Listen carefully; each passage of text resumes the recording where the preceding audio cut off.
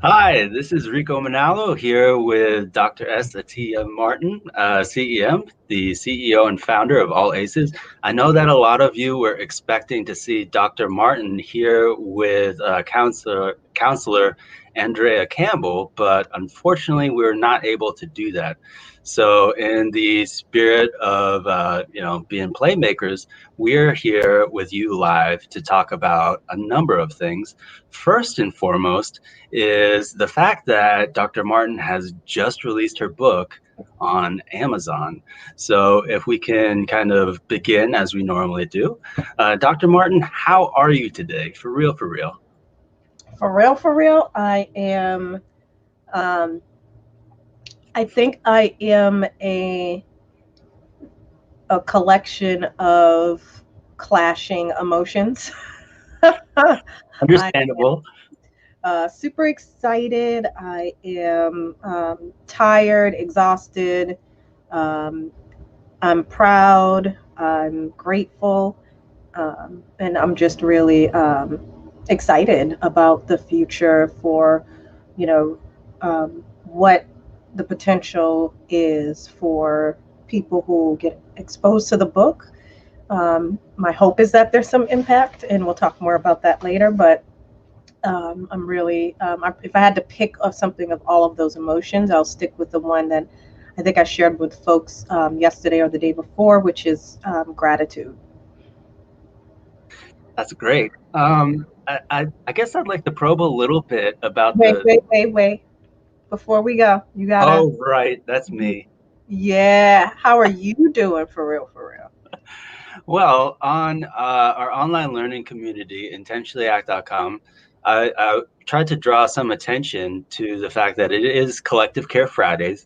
And for Mhm. those that don't know, Team All Aces, we think it's really important, especially in our remote working condition, to build time to be with each other. You know, we don't get to get coffee with each other or just kind of casually organically interact, and so we had to be really intentional about doing so. And that's something that I really wanted to share with our online learning community because, we're saying that it's a community of collective care. I know that that's helped me through a lot of things in my personal and professional growth over the past, since I've started working at All Aces. And that's really something that I love to see realized for Intentionally Act as well. So I posted a feelings wheel, and one reason I did that was yesterday a friend was, we were kind of talking about some things in the news, which we'll get to later. But my friend Emily, she posted like an animated GIF of how she was feeling. And I was feeling so many things that I pulled out the feelings wheel and just said, "This is how I'm feeling. I'm feeling all of the feelings." But it seems kind of silly when you look at it, but actually, as I've been reflecting on things, sometimes it's hard to know how I am feeling. So getting some prompts of like, am I angry? No, that's not it. Am I sad? Am I kind of between the two? That can be really helpful to explore. Mm, So today, my emotions were a little bit all over the place. As you and Miles behind the scene know, I'm not a morning person, and today this is the thing that woke me up, and I was up instantly. I was on the phone with you. I was on the phone with Miles, but very quickly, what settled in for me is, oh, I actually don't have to stress out about this because I'm part of a team that can handle this. We're good at communicating our needs. I mean, it's not always easy, but we're good at doing it. And it's something that we're trying to be really intentional about as our team grows because it's like a really strong thread of our organizational culture. So mhm. if I had to like kind of capture it, this morning was a little bit of a roller coaster, but I've remembered that I enjoy roller coasters and I'm on that roller coaster with my friends. So I'm doing great right now. Also, I learned some amazing facts about banjos, which, sounds kind of strange, but I like that kind of stuff. And then you additionally blew my mind that the guy that I was talking about is somebody who is in a very iconic Boston photograph. And so that really kind of helped to make my day on multiple levels. So, Mm. In a sense, I'm doing very well. Thank you. Good recovery, Rico. One of the things, and I'm not saying this because I think of you as one of my kids, but one of the things that's important in our household that we always talk to the kids about, even though some of them are adults, is how to make a great day. That it's not about having a good day, right? It actually takes a certain level of effort to reframe what's happening in life so that we're not kind of victims of circumstance, and our mood depends on which way the wind is blowing and the events of that day. And it takes away a lot of our power when that happens. And so kudos to you for making a great day, Rico. I see you out here in these streets. And for everybody watching at home, when Dr. Martin just kind of pulled me back in right there, that's actually what collective care looks like. She kept me accountable for my own self-care to make greater space for our team to receive care as well. And so that's a great example right there. So to bring us back into this conversation that you and I have been thinking about, let's explore the title of the book a little bit. The title, of course, is, part of the title is We Are the Question Plus the Answer. So, like, where does that kind of come from? So part of it, so I could lie and be like, it A bolt was, of lightning. yeah, all that. But really, it was a nerdy thing where, two things.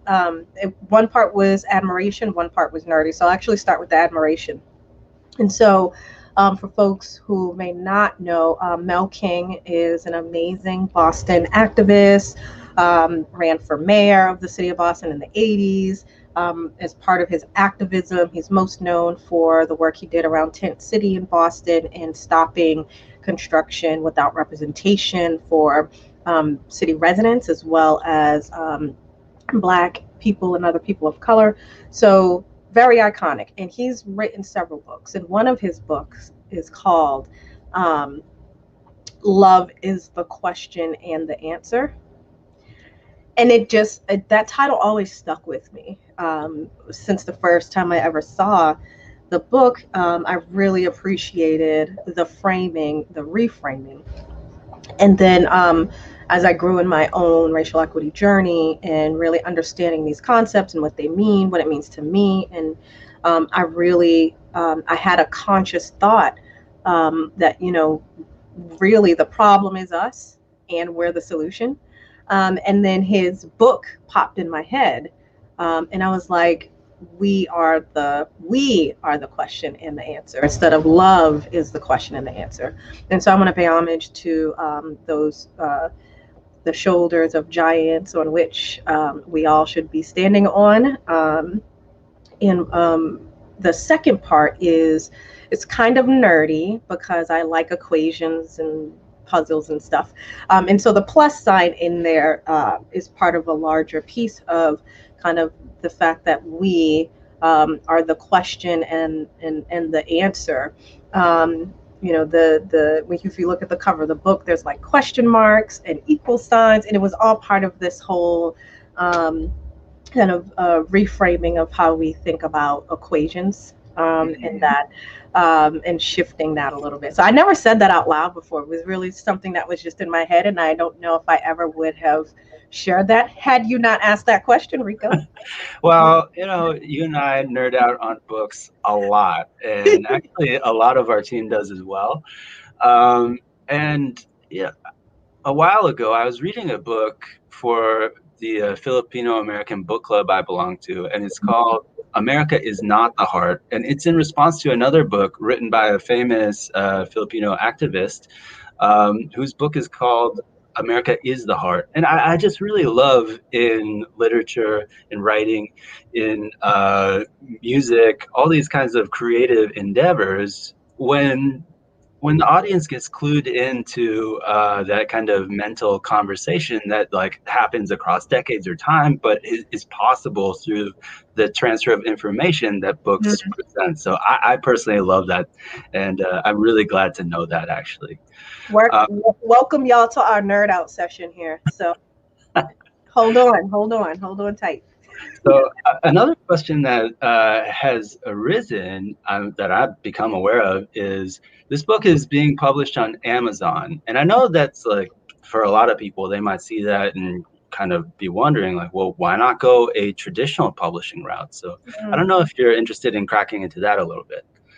Yeah, I think so. There's a couple of things. I think part of the challenge as a author who happens to be Black is that and talking about racism,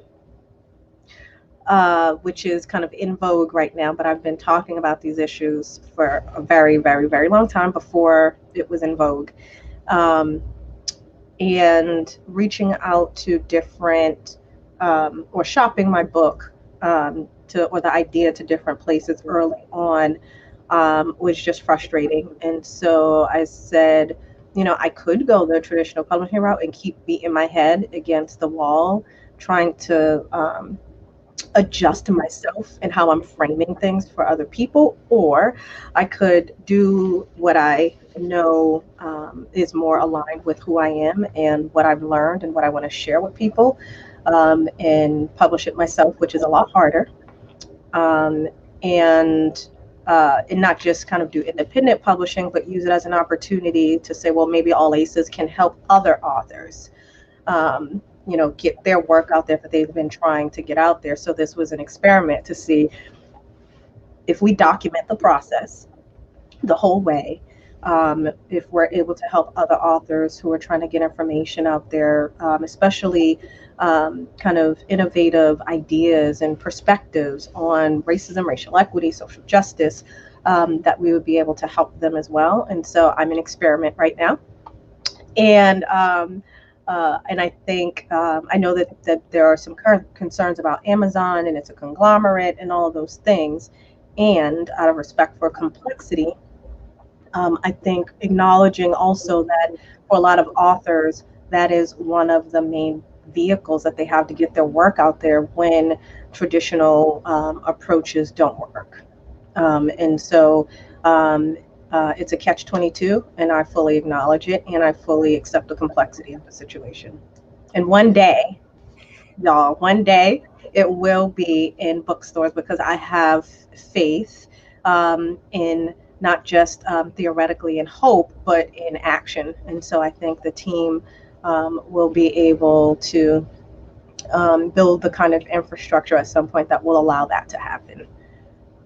It sounds like this choice to self-publish, regardless of Amazon, could almost be seen, or maybe it is a seed, of collective care for other authors who might not have the privilege or opportunity to pursue, getting their work out there through traditional publishing routes. Is that right?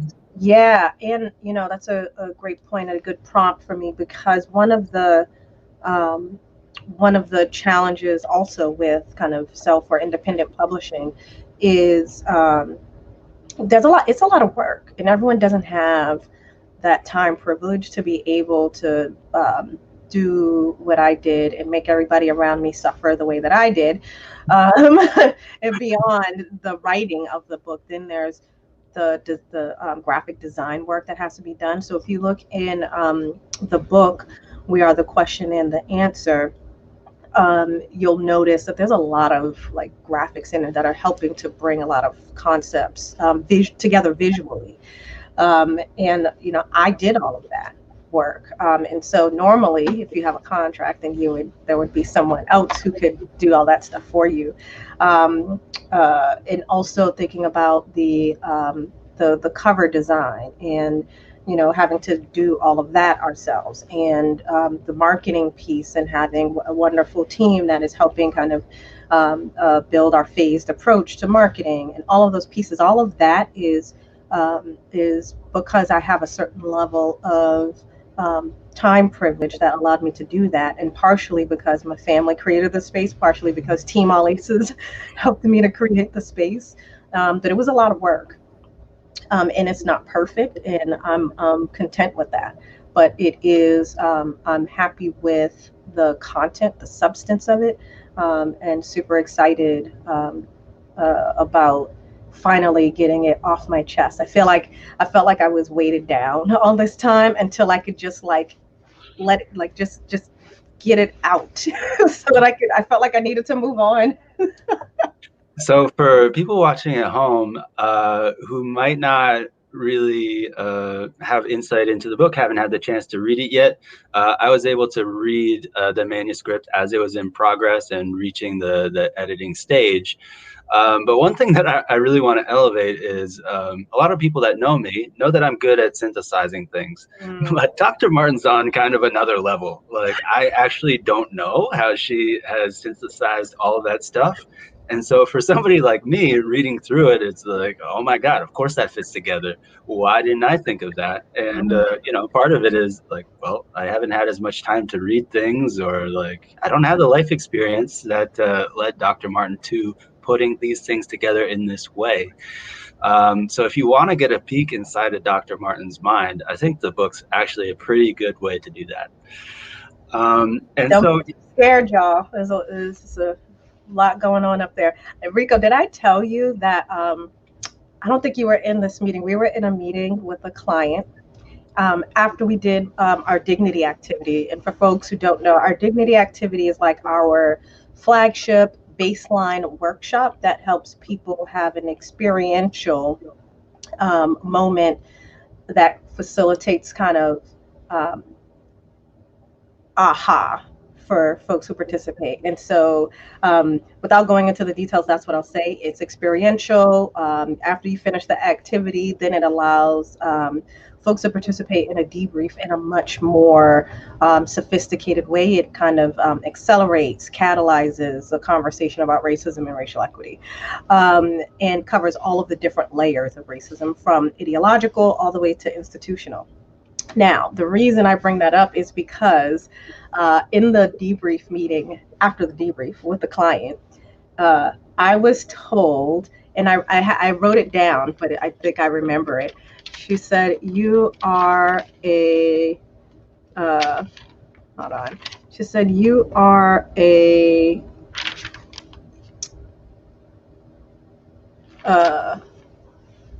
villainous genius.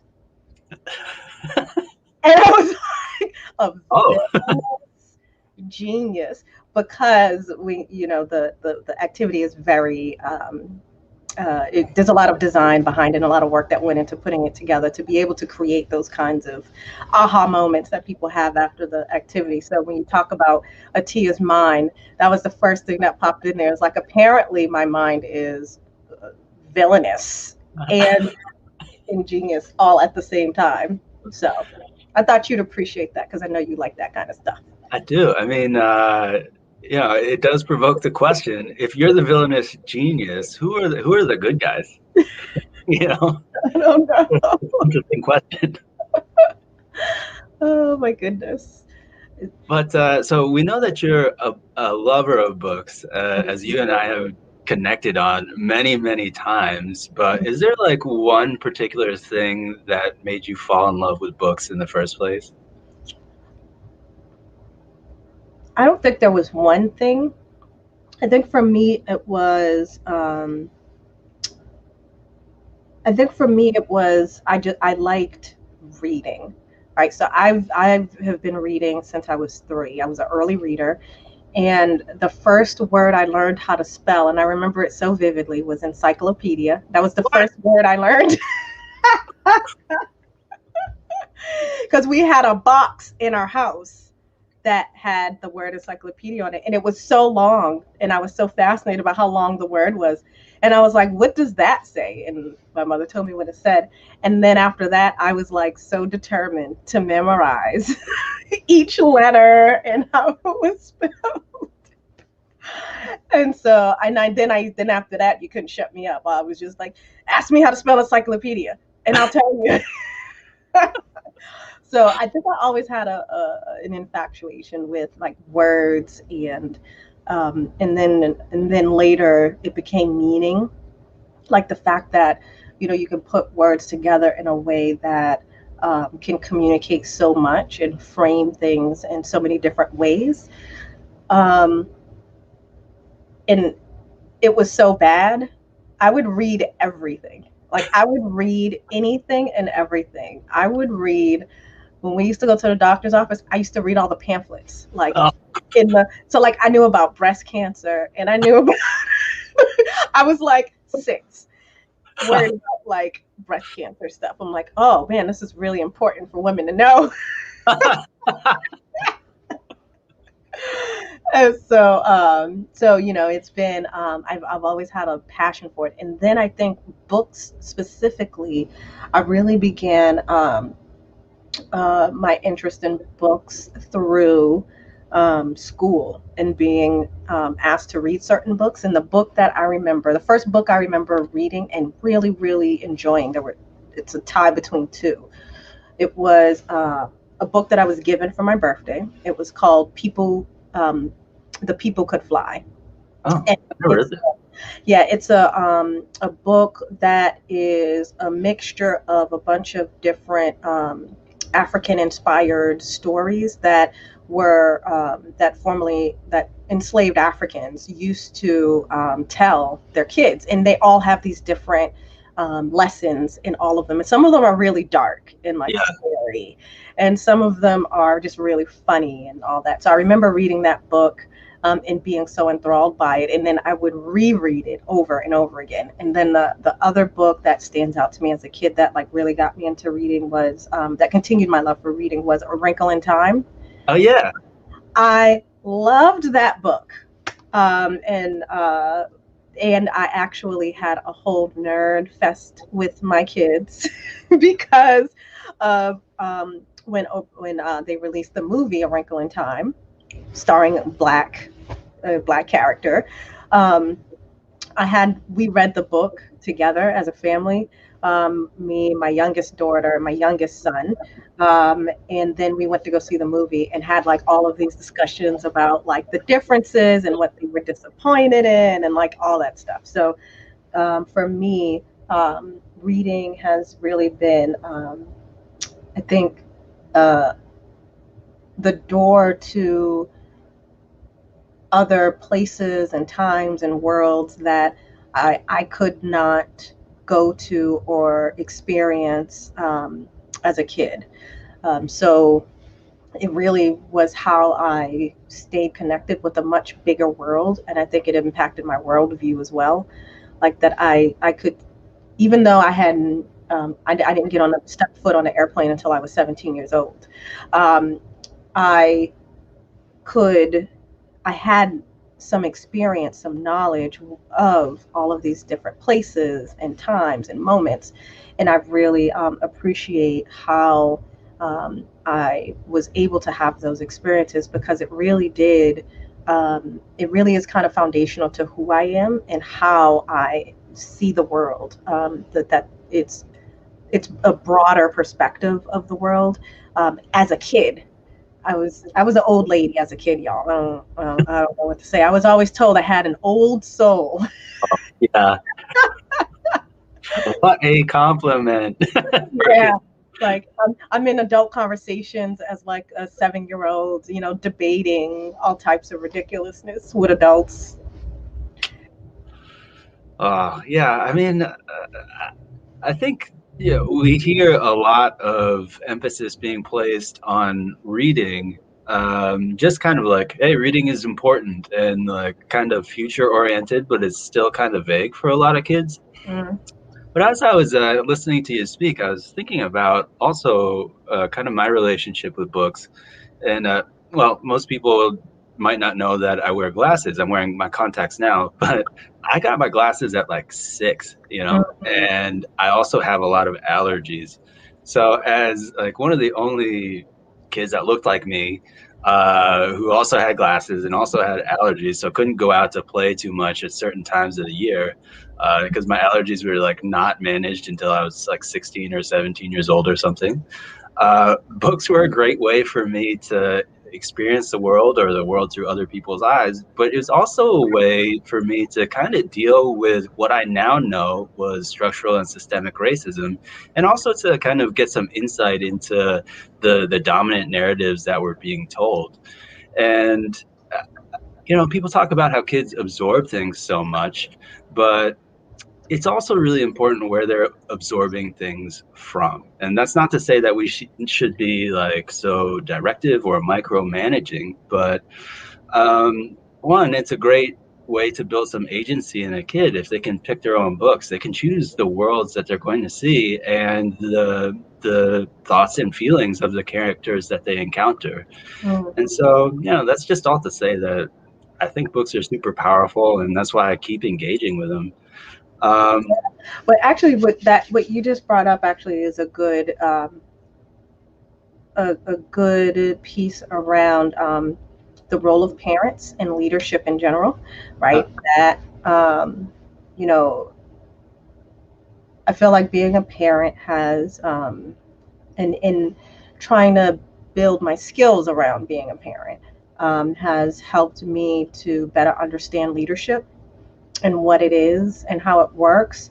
And so when you bring up the example of, letting kids pick their own books, right? That sounds so simple and basic and all of that, but to your point, there's something special about building kids' ability to have agency, building their skills for freedom and liberation, because it's most of the messages they're getting around them and in school is that you have to be this way, you must conform to this box, you have to, do all of these things. And as parents, we're really the kind of first line of defense against all of those messages for our children. And from a leadership perspective, because today part of this conversation is about kind of how what the Biden-Harris administration, or what we need to understand about leadership in the Biden-Harris administration, yeah. Is. And one of the important pieces is voice and choice in terms of how do you create environments and space for people to be able to actually embed racial equity and social justice, which really gets to this baseline piece of how do you, create space for voice and choice. And so this pivot really gets to some of the more current events that have happened, gets to some of the challenges that we know exist, some of the patterns we're seeing with how the administration is getting set up and the kind of sigh of relief everyone is breathing in or letting out rather because of the new administration being in place, which we talked about before, and we can bring it up here if you'd like. But really, I think the relationship between my book and leadership really is about us owning our power, which comes with a lot of responsibility. Yes, that sounded like Spider-Man, y'all. But they were not the first people to say those kinds of things.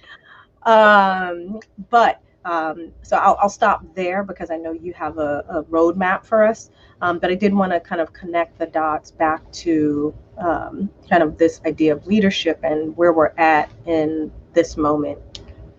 Yeah, so before we connect the dots, let's just catch up those who might be joining us right now.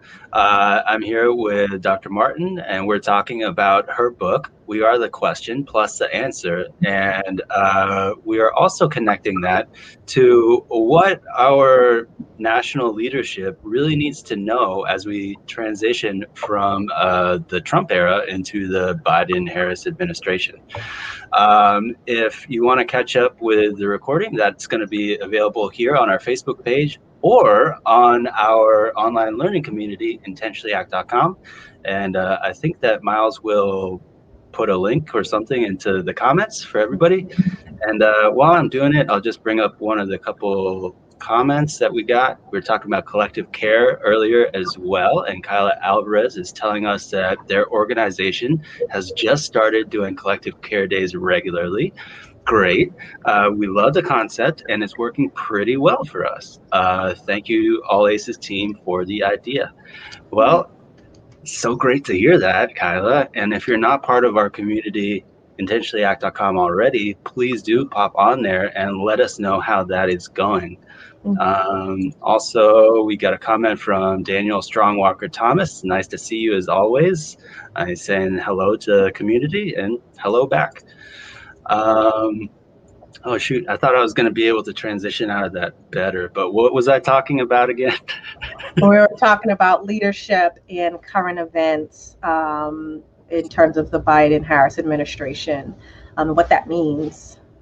Yeah, so in terms of the material in your book that you feel is like the most pressing for our national leadership, or really our leadership in any context, like what's coming to mind most prominently? A few things, actually. And I have been known to be someone who has been considered a party pooper. And so I preface this with that in saying that everyone was kind of felt this big sigh of relief when Biden took office for the Biden-Harris administration. And we have to be careful not to make the same mistakes we did that we criticize Republicans for doing, which is kind of putting all of our eggs in one leadership basket and expecting them to carry everything for us. And once you go down that path, it's really hard to go down a different one. Well, we talked about this a little bit, but part of that process involves giving up some of your power, right? And so if you don't have that power, it's really hard to take your own agency and do something different, right? And when you say when you say giving up your power, what do you mean? Well, so what I'm thinking is, I think it's easy for people to say like, oh yeah, Trump voters, they pinned all their hopes and dreams on Trump. And, the Democratic voters were not kind when that happened. But now that people are feeling some relief from that, Biden and Harris are in the White House, there's a lot being pinned to them as well. So the dynamics are very similar. I think people tend to kind of focus on the whole cult of personality thing. But I think that when we kind of say, okay, this person is here to do this for me, the one can easily lead to the other. Yes, absolutely. And I think we might even have a post on intentionallyact.com that talks about kind of when you put people on a pedestal, how you dehumanize them. And in the process of dehumanizing them, it becomes harder. You kind of paint them into a corner where they can do no wrong. And once they're in a corner where they can do no wrong, you have kind of pivoted to the criticism of demagoguery of Trump, right? And so that's kind of I think that's important for us. That I know for human beings, it's harder to see. It's harder to see when we make missteps. And or when we when we make a mistake, it's easier to see when other people do it. And so I bring it up because I know sometimes it's, and not sometimes, all the time, it's hard for us to see when the way we're framing things or whatever might not necessarily be in line with who we want to be and how we criticize other people. And in fact, a lot of what we criticize other people for is a projection of the things that we do ourselves. And I think from a leadership perspective, on the flip side of leadership, right? Because we've talked about the way leadership impacts people. I think from in terms of being a leader, that there are other considerations that get to positional leaders and our role as leaders, as people of the United States, right? And so part of your theme of giving up your power, which is why I wanted to make sure I clarified for me and for the audience, because part of that power you give up is your own leadership, right? It's so much easier to follow somebody else and just be like, okay, they gave me the shortcut, they gave me the easy button or whatever, so all I have to do is kind of fall in line with these things, and I don't really have to go through the pain and struggle of figuring it out for myself.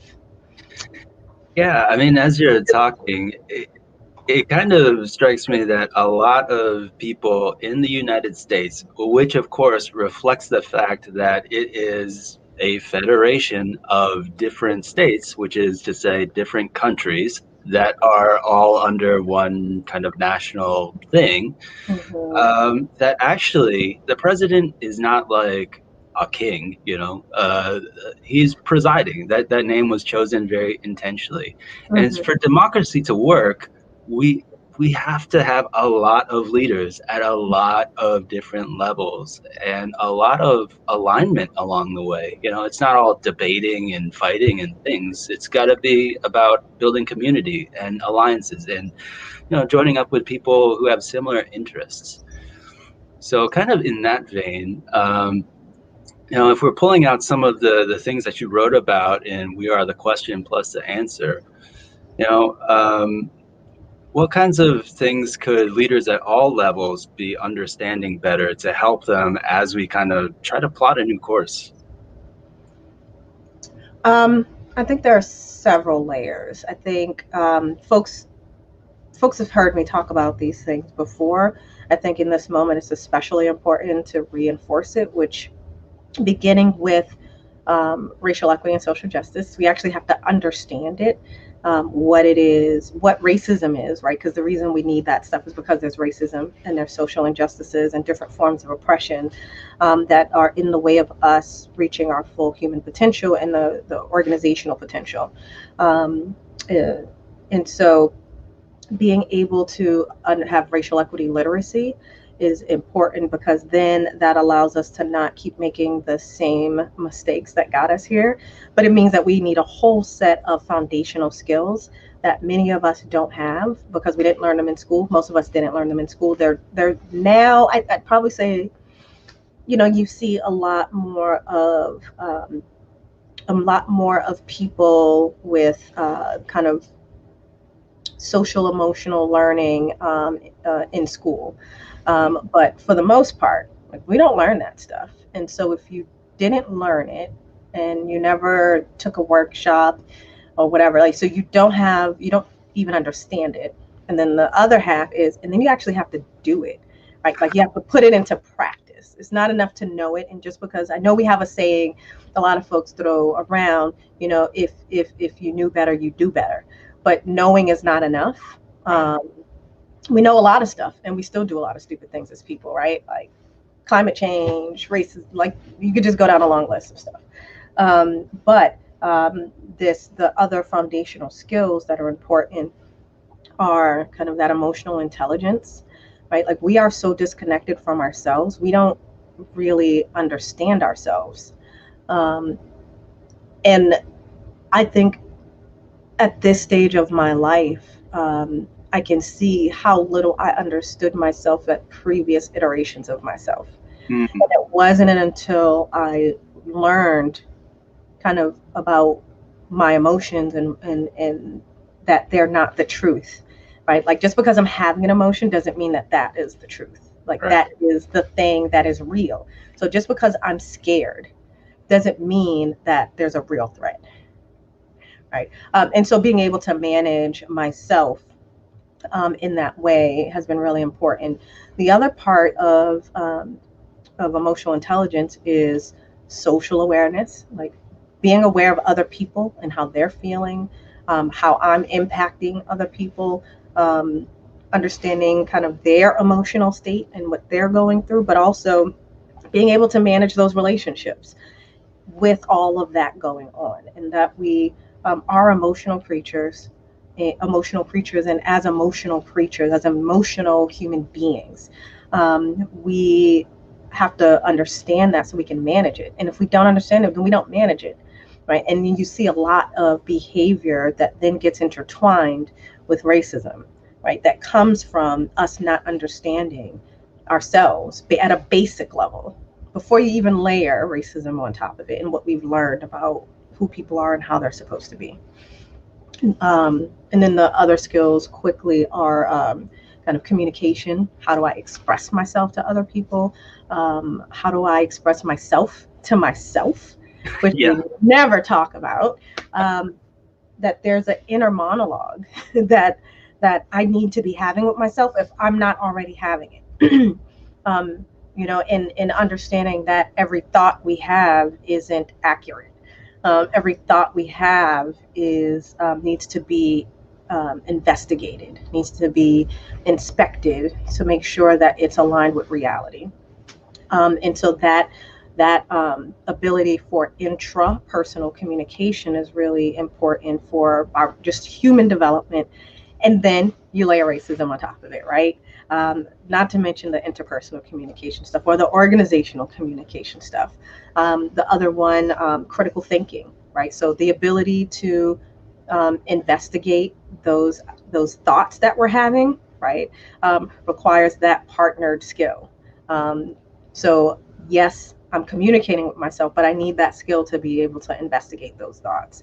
Why do I feel this way? Why am I thinking this? What is going on? Is that even logical? Like, does that even make sense with the actual data that I have available to me?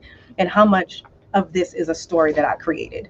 And then the last one, conflict management, right? That, you know, that's a day-to-day struggle. Like, most of us run from conflict, but conflict, it can be very healthy. It is a clarifier. It helps us to get to know each other better.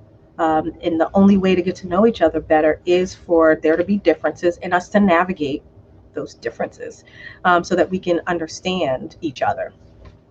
So I'll stop there because I feel like I've been talking for too long at this point. But I just wanted to share that. I mean, I think what you're talking about really is woven in very deeply with some of the expressions of national emotion that we've seen recently. So just yesterday, there was a breaking news story about regular people playing around on the stock market, much to the displeasure of many hedge fund managers. And actually, a hedge fund went bankrupt. Like, we don't have to dive into the details there, but I want to highlight that as it was emotional on both sides. The people in the news, or say, like, the people that were involved in finance as their day-to-day job, they're very upset. Clearly, the people participating, they're not happy with how things are going. And if we flash back to just even a little while before that, there was the attack on the Capitol with plenty of very raw emotion. And now a lot of those people that were involved are feeling like they were tricked. And, it seems like what you're kind of getting at is, if we don't manage these things well, then it can escalate to events on a national level. I mean, is that fair to say? That's part of it. And I think that, the reason conflict management in particular is so important in that context is um,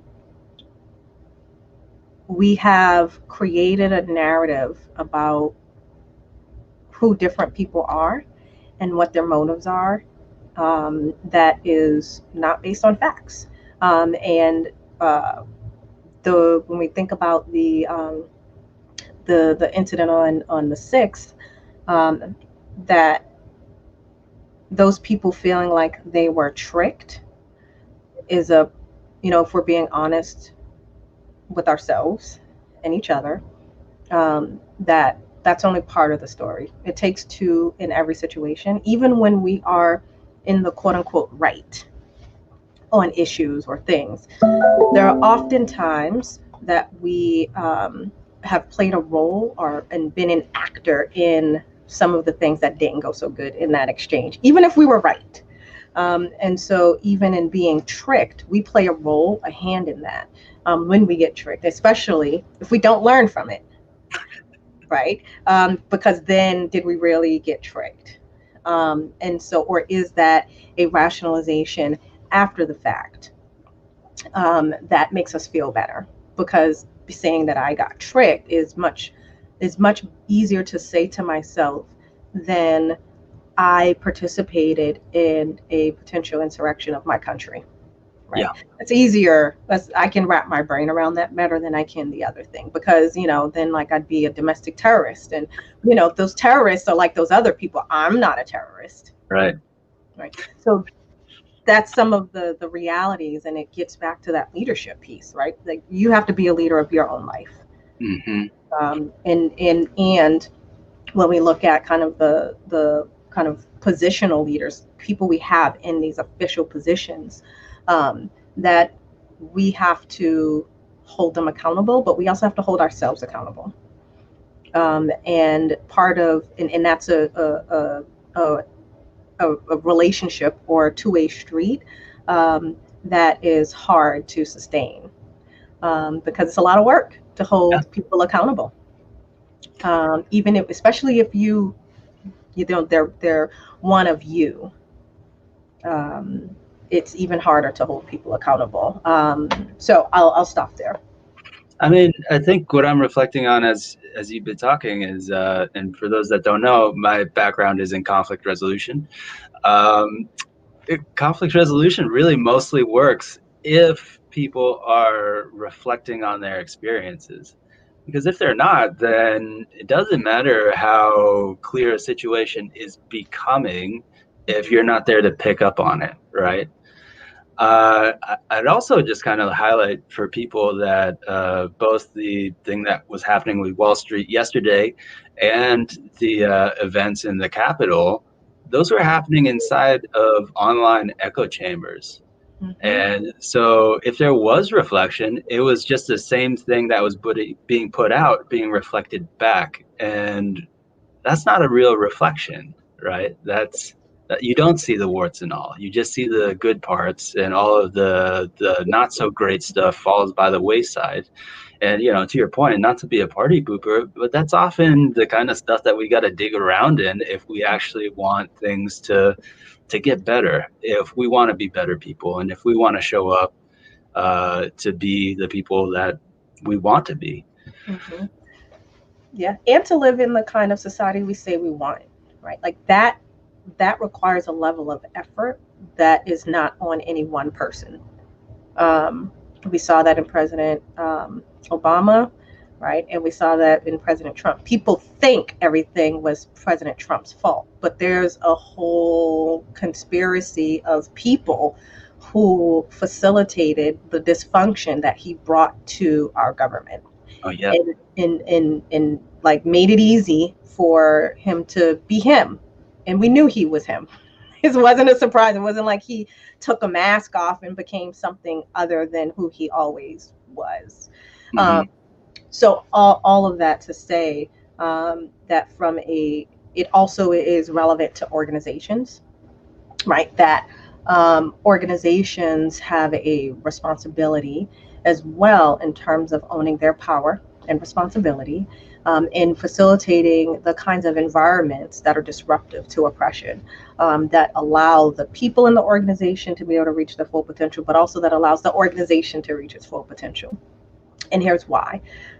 So in this, as we're talking about leadership, as we're talking about these skills and all of those pieces, kind of parallel to that is kind of all of the things that need to happen within an organization, right? And they're interrelated. It's not like they're completely parallel and never intersect or cross over. Like they're parallel and they intersect and cross over.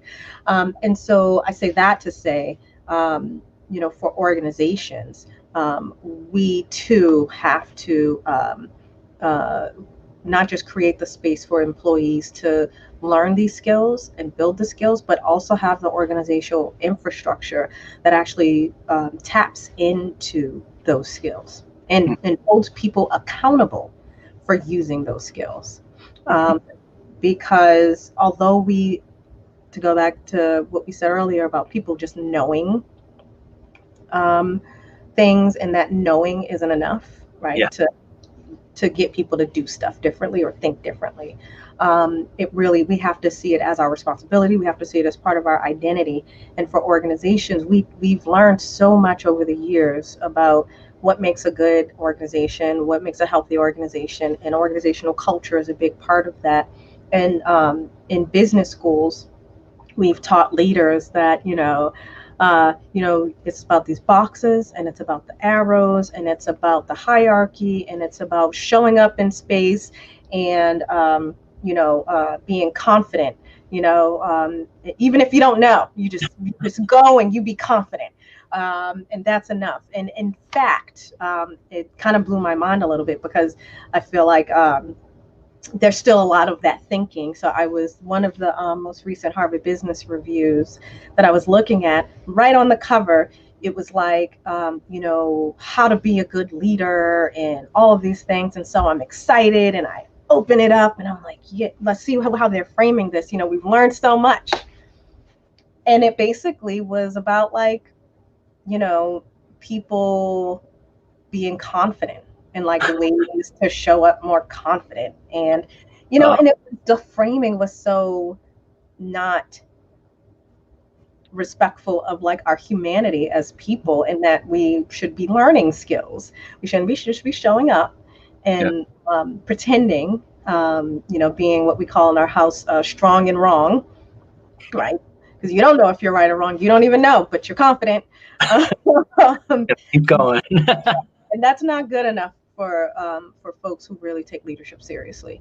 And so this idea of in organizations, for us to, again, investigate in the same way we have to do our own thoughts, we have to look at our organizations and look at the data by race in terms of who's being hired, disaggregated by the hierarchy of the organization, because this isn't a numbers game, right? It's us paying attention, because those numbers indicate a larger strategy a strategic direction that we're headed in, that we've decided. And numbers aren't a strategy; they're a tactic within a larger strategy. And so that's one part of a much larger puzzle. We have to be looking at, what is the employee experience like?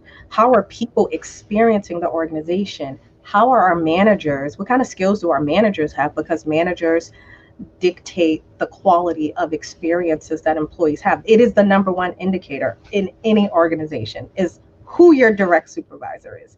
That determines the quality of your work experience. And so if they don't have these skills, then that organization needs to make an investment in those folks having skills. And so at all these layers of organizational development, there are these opportunities to build these skills in and embed racial equity and social justice, understanding around how we in organizations are facilitating oppression and racism without meaning to, and without even realizing that that's what we're doing, without doing that kind of investigation, without leveraging, beginning to kind of crack that, net open. And the last thing I'll say quickly is, the reason it's so important that racial equity, that we focus on racial equity, is because it is the most uncomfortable. It is the issue that is impacting all of our lives in ways that are very unexplored for most of us. And so being able, and the other reason is, Black, Indigenous, and people of color and other estimated groups and organizations experience the dysfunction of those organizations worse than everyone else. Yeah. And in fact, race, your race, and because of racism, is the thing that makes you disproportionately experience the dysfunction of everything, of other people, of this society, of systems, and of our organizations. And so if we don't have our finger on that pulse, then we are not addressing the issues that are impacting all of us, right? Because that dysfunction is not because of racism. That dysfunction, right, is worsened by racism. And so there's some big issues from a system, structure, process, culture perspective that we really need to address in order to create the kind of spaces that people want to be in. Now, with all of that said, I think it's easy to listen to that and think like, wow, our organizations just everywhere are doing terrible. And that's not true. And I don't think that's what you're saying. Uh, I'm saying but, that our organizations are a reflection of our society, mhm, and that our organizations are all struggling with what it means to figure out who you want to be collectively as an organization and living into it, right? mhm, And that there's a delta, there's a difference between who we aspire to be as individuals and collectively in organizations, our organizational identity, and who we actually are and how we're actually operating and running those organizations. And so this is about closing that gap and really helping us to get closer to our better selves and the best versions of our organizations. And that's a struggle that most organizations are going through. And there's a whole spectrum of organizations who, some are further along in the spectrum, but there's no perfect organization. And there's no place, and I'll say this to BIPOC folks, that there is no organization that we can go to where we're going to be shielded from racism. And that's important because it means that we also have to build our knowledge and skills and tools to be able to navigate in spaces that are not designed for us to thrive, but also because we are working towards our own freedom and liberation and we take ownership of it. yeah. We are in spaces and helping ourselves by making sure people understand what are the healthy ways that I need to be engaged. And that is not something that's natural to folks. It's not natural to be clear about those things, and it's not natural for us to interact with other people in the way where we hold ourselves and them accountable to how we really need to be treated and respected and engaged in organizations.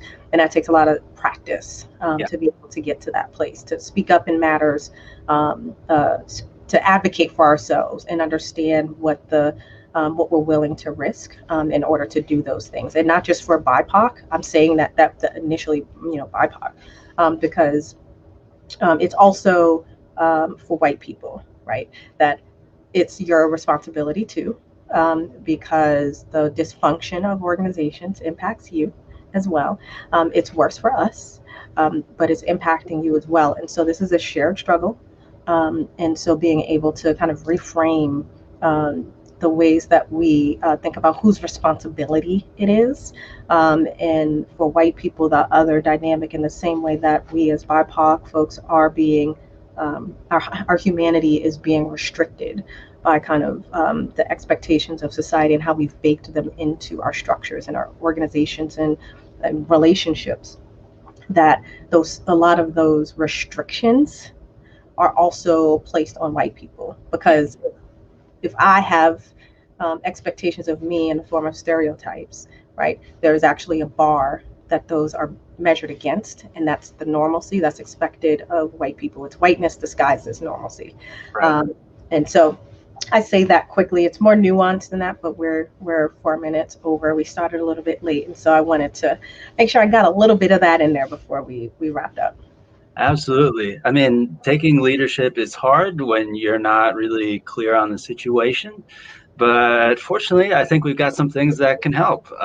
If you want to start on your own, you can pick up a copy of We Are the Question Plus the Answer on Amazon.com. And you can also join us on our online learning community, intentionallyact.com, where you can join others like yourself who are taking their own leadership into their own hands, and you can connect to see what else might be possible. This is Enrico E. Manalo here with Dr. Tia Martin, CEM, and this has been Intentionally Act Live. Thank you so much, and we'll see you next time. Bye.